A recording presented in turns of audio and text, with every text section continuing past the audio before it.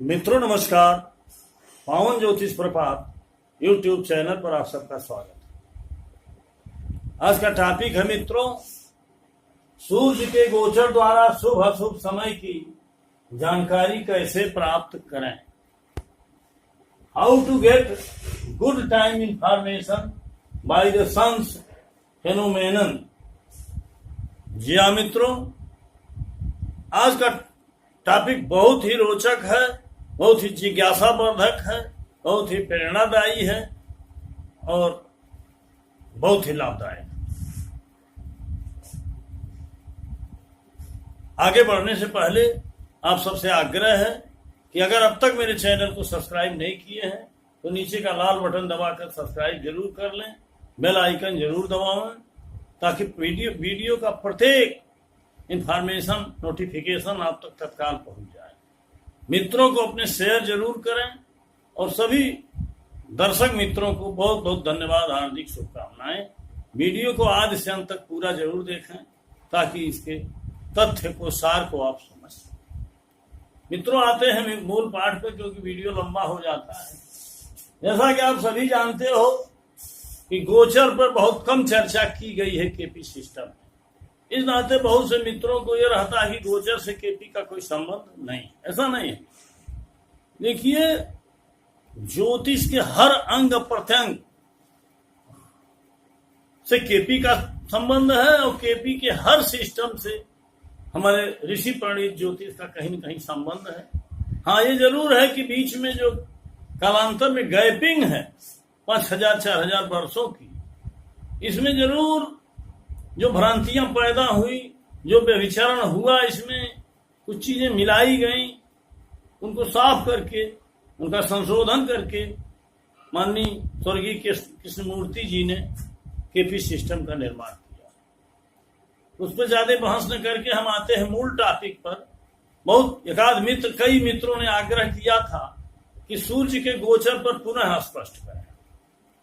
तो मित्रों, आप सभी जानते हो कि डेली हम गोचर देखते हैं, पंचांग में भी देखते हैं, न्यूज़पेपर में भी देखते हैं, वीडियो पर भी आता है, टीवी में भी आता है। अब तक का गोचर पद्धति जो है, जो आपने प्रायः देखा होगा, वो चंद्र राशि से होता है। चंद्रमा जिस राशि में है आपकी जन्म कुंडली में, या आपका नाम राशि जिस चंद्र राशि से आता है, जिस नक्षत्र से आके जो राशि होता है, उसी से गोचर होता है।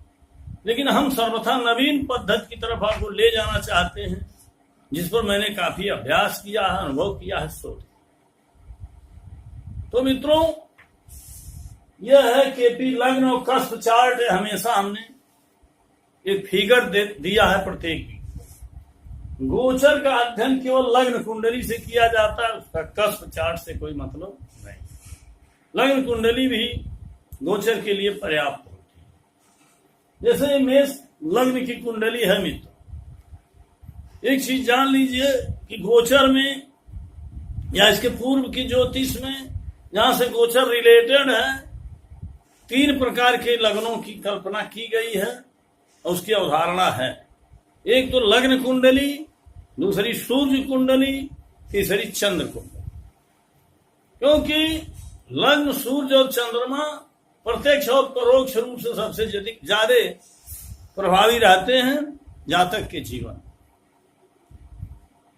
आप सभी जानते हो कि सूर्य 12 महीने में 12 राशियों का एक राउंड पूरा करता है और चंद्रमा 1 महीने में 12 राशियों का एक राउंड पूरा करता है। अर्थात सूर्य से महीने का फल, गोचर फल, और चंद्रमा से दिन का गोचर फल विचारना चाहिए और लग्न से वर्ष भर का गोचर फल विचारा जाना चाहिए। अब मित्रों, आज हमारे टॉपिक में स्पष्ट है कि सूर्य के गोचर द्वारा शुभ समय की जानकारी कैसे। हमने अशुभ शब्द इसमें नहीं डाला है, न शुभाशुभ डाला। आज हम केवल बात करेंगे शुभ समय की, क्योंकि शुभ अशुभ दोनों डाल दें तो कहीं कहीं आप कंफ्यूज हो जाओगे और वीडियो लंबा हो जाए। एक दिन शुभ डाल रहे हैं, एक दिन अशुभ डालेंगे, एक दिन सुबह शुभ 3 वीडियो इस पे बनाना पड़ेगा, तब जाके ये टॉपिक पूर्ण होगा। आज हम केवल शुभ कालखंड पे आते हैं। तो ये जैसे कोई भी लग्न हो, किसी की कोई लग्न हो, उसी लग्न से शुभ फल को देखिए, शुभ की बात हम करो। दूसरा विषय मित्रों, आप सभी लोग अध्ययन किए हो, पढ़े हो कि शुभ फल का कारक या सुख का कारक बृहस्पति को माना जाता है और अशुभ फल का कारक शनि को माना जाता है।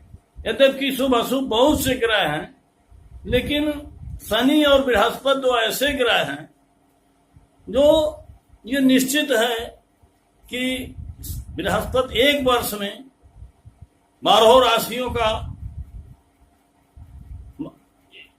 एक राशि में रहता है 1 वर्ष तक, और शनिश्चर 1 वर्ष में 2.5 वर्ष तक रहता है एक राशि में। इस तरह से वर्ष फल में, गोचर फल में केवल बृहस्पति और शनिश्चर के शुभ अशुभ प्रभाव को देखा जाता है। इन्हीं को सुख दुख का कारक मान के कहा गया है। अन्य ग्रह कोई 28 दिन, कोई 25 दिन, कोई 45 दिन आते जाते रहते हैं। राहु केतु का भी गोचर पर प्रभाव पड़ता है, लेकिन छाया ग्रह होने के नाते उसमें बहुत कुछ नहीं कहा गया है। मित्रों, एक बात पुनः बता दें, हम जिस गोचर और जिस शुभ फल की बात कर रहे हैं, सर्वथा ये अलग नहीं, जब तक ये स्वतंत्र नहीं है। इनका प्रभाव 100% स्वतंत्र इसलिए नहीं है कि आप जब तक अपनी कुंडली का सर्वांग अध्ययन करके लग्न कुंडली, कस्प कुंडली, कस्पल सिग्निफिकेटर्स, प्लेनेटरी सिग्निफिकेटर्स, ग्रह स्पष्ट दशा, अंतरदशा, ये सबके माध्यम से कंक्लूजन नहीं निकालोगे हमारा वर्तमान दशा अंतर प्रत्यंतर क्या फल दे रहा है और गोचर उसमें कहाँ सहयोग और असहयोग कर रहा है, ये जब तक हम नहीं जानेंगे तब तक सही फल नहीं मिलेगा। फिर भी गोचर फल तत्काल आपको कुछ न कुछ सूचना देते हैं, उसी पर हम चर्चा कर रहे हैं। जैसे मेष लग्न की कुंडली है मित्रों, अब आपको यह देखना पड़ेगा कि बृहस्पति का गोचर किस राशि से हो रहा है। मित्रों, बृहस्पति भी वक्री मार्गी हुआ करते हैं। यद्यपि बृहस्पति वृश्चिक में चल रहे थे और अभी ये 5 नवंबर को, मतलब आने वाले 5 नवंबर को वृश्चिक से राशि परिवर्तन करेंगे और धनु में जाएंगे अस्थायी रूप से, तो साल भर रहेंगे।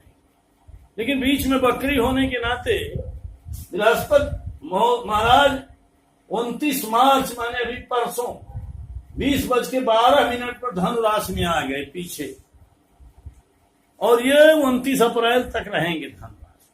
अब चूंकि आज हम वीडियो इस पर दे रहे हैं, इस नाते ये कहना कि बृहस्पति कहाँ है, अगर हम वृश्चिक में कह दें तो गलत हो जाएगा। इस नाते हम धनु में ही मान के चल रहे हैं, और केवल यही 1 महीना जब तक कि बृहस्पति धनु में है, इसी पर हम दृष्टिपात करते हैं। और फिर बृहस्पति जब वृश्चिक में आ जाएंगे तो वृश्चिक के माध्यम से इसी नियमों और सूत्रों का प्रयोग आप करिएगा। मित्रों, आज हम केवल ये देखते हैं कि बृहस्पति मान लीजिए धनु में है, मान लीजिए नहीं धनु में है बृहस्पति, इस कुंडली के अनुसार 9वें स्थान में है। मित्रों, बृहस्पति आपकी कुंडली में 1 वर्ष तक जिस राशि में गोचर कर रहा है, जहां उसकी दृष्टि है और जहां उसकी स्थिति है, बृहस्पति की स्थिति एक जगह पर, दृष्टि 3 जगह, अर्थात 5, 7 और 9 पर दृष्टि होती है, अर्थात 4 जगहों पर बृहस्पति का प्रभाव आपकी कुंडली से होता है। वो एक प्रकार से उसके गोचर का अस्थायी प्रभाव साधता है, अर्थात बृहस्पति की 9वें स्थान में स्थिति होकर के 5म दृष्टि लग्न पर होगी, 7म दृष्टि तृतीय पर होगी, 9वीं दृष्टि 5म पर, अर्थात 9। अब देख लीजिए, यहां मेष लग्न की कुंडली की मैं बात कर रहा हूं, दूसरी लग्न होगी, कोई जरूरी नहीं बृहस्पति धन में, इसी से आपको समझना पड़ेगा। अब बृहस्पति इस कुंडली में धन माने 9वीं लग्न, तृतीय और 5म पर प्रभाव है, अर्थात अस्थायी रूप से बृहस्पति लग्न, तृतीय और 5म तथा 9वीं पर प्रभाव डालेगा। अर्थात लग्न पर प्रभाव डालने से स्वास्थ्य पर और यशमान पद प्रतिष्ठा पर शुभ फल इस वर्ष मिलेगा। तृतीय पर प्रभाव डालने से भाई बहन, छोटे भाई बहन पर प्रभाव पड़ेगा, छोटी यात्राओं पर प्रभाव पड़ेगा, लेखन पर प्रभाव पड़ेगा, एजेंसी आदि कोई का मतलब तृतीय भाव से जो भी विषय देखे जाते हैं उसका शुभ फल मिलना तय है, ये गोचर से। और पंचम स्थान से संतान पक्ष देखा जाता है, इस नाते पुत्र स्थान का लाभ मिलेगा। जिनको संतान होना है, संतान होगी, अच्छी संतान होगी। आप कोई साधना सिद्धि कर रहे हो तो उसमें लाभ मिलेगा। आपको फिल्म, कला, थिएटर के क्षेत्र में लाभ मिलेगा, जुए में लाभ मिलेगा, सट्टा में लाभ मिलेगा। नवम स्थान भाग्य का है, दीर्घ यात्रा का है, ऊंची शिक्षा का है, ऊंचे ग्रंथ प्रकाशन का है, तो ईश्वर आराधना का है, ईश्वर प्राप्ति का है, न्यायालय का है। इन क्षेत्रों में शुभ फल मिलेगा। अर्थात अगर बृहस्पति को मान लिया जाए कि धनु राशि में साल भर रहेगा, यद्यपि यह संभव है अगले साल नवंबर से, तो उस वर्ष मेष लग्न की कुंडली होगी तो इस पर असर फल मिलेगा। लेकिन वर्तमान महीने में जहां उसकी दृष्टि है उसका बात हम कर रहे हैं, इसी प्रकार से आपको देखना पड़ेगा।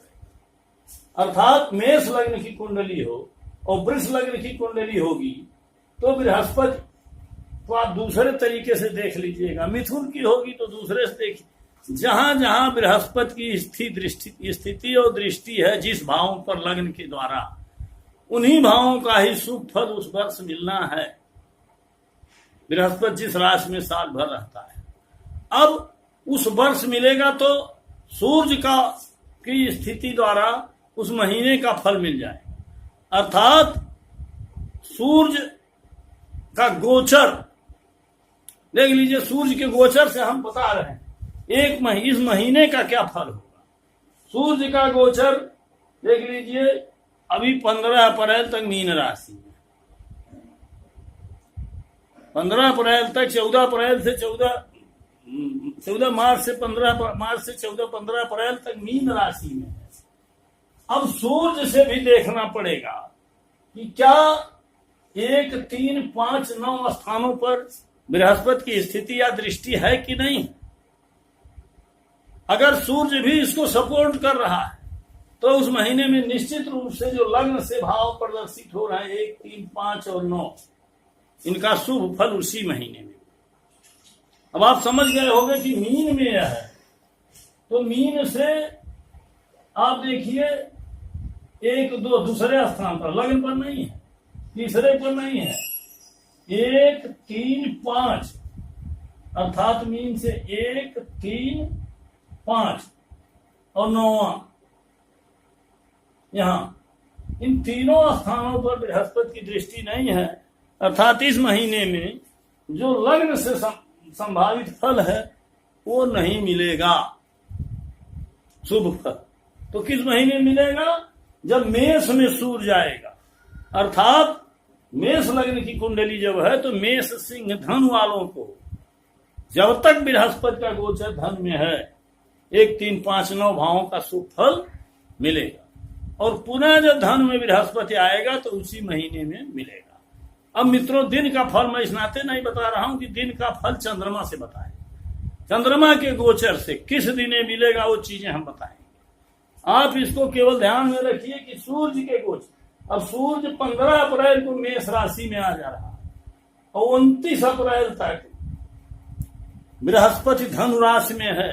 इस नाते उस 15 दिन में निश्चित रूप से 3, 5, 9 और लग्न का जो हमने फल बताया है वो मेष लग्न की कुंडली को मिलेगा। अब मेष लग्न की कुंडली के लिए 1, 3, 5, 9 कह रहा हूं, लेकिन अगर यही वृषभ लग्न की कुंडली हो तो उसके लिए जिन भावों पर बृहस्पति की दृष्टि हो एक प्रकाश हम डालना चाहेंगे।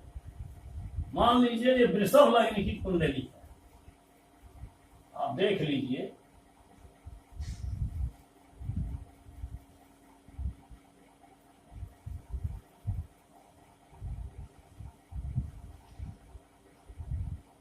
दो, 3, 4, 5, 6, 7, 8, 9, 10, 11, 12 अर्थात बृहस्पति धर्म में है। तो यहाँ मान लीजिए यहां से वृषभ लग्न की कुंडली में 1, 2, 3, 4, 5, फिर 7वां स्थान हो गया यहाँ, 6, 7 यहाँ, और 9वां स्थान हो गया यहाँ, अर्थात 8वां स्थान, 12वां स्थान, द्वितीय और चौथा, 8, 12, 2 और 4, 8, 12, 2 और 4 वृष लग्न की कुंडली में 8, 12, 2 और 4 पर दृष्टि बृहस्पति की है। अगर बृहस्पति मान लीजिए एक ही महीने है, लेकिन उसको साल भर को मान के चला जा, कभी कभी वक्री हो जाता है मेषी राशि में, तो वृष लग्न की कुंडली वाले को 2, 4, 8 और 12वें स्थान से जो भाव, जो फल देखे जाते हैं उन भावों का लाभ मिलेगा। और वो कब मिलेगा? जब सूर्य वृष, कन्या या मकर में जाएगा। में नहीं, इस नाते कि जो त्रिकोण की राशियां हैं उनसे ही 2, 4, 8, 12 हो या जो भी हो, ये भाव सही रूप से कैलकुलेट होते हैं। तो इस तरह से हर लग्न की कुंडली में आप देखोगे तो ये नहीं कि सूर्य से जहां जहां पड़ रहा है बृहस्पति की दृष्टि उस पर शुभ फल होगा। आपकी लग्न कुंडली से जहां जहां शुभ फल है बृहस्पति की दृष्टि का, सूर्य जब उन्हीं स्थितियों में, उन्हीं राशियों में गोचर करेगा और सूर्य से भी उन्हीं भावों पर बृहस्पति की दृष्टि पड़ेगी, तभी ये शुभ फल मिलेगा। ये महीने का फल हो जाता है सूर्य के गोचर से। अब चंद्रमा के गोचर से किस दिन शुभ फल मिलेगा, ये अलग की वीडियो में देंगे, लेकिन इसके लिए फिर सूर्य के गोचर से अशुभ फल का निर्णय ये शनिश्चर द्वारा देना पड़ेगा मित्र। और फिर शुभ दोनों, शनिश्चर और बृहस्पति की किसी राशि पर, किसी भाव पर दोनों की दृष्टि है, तो शुभ दोनों फल मिलेगा। इस पर हम अलग अलग वीडियो दे करके आपका कॉन्सेप्ट क्लियर करेंगे मित्रों। आज का टॉपिक बड़ा न हो और विस्तार से करने के लिए तो 12 लग्नों में हम बताएं तो घंटों लग जाएगा, इतना धैर्य आपके पास नहीं तो मैं तो देने में सकता। तो बहुत बहुत धन्यवाद, आप सबको हार्दिक शुभकामनाएं।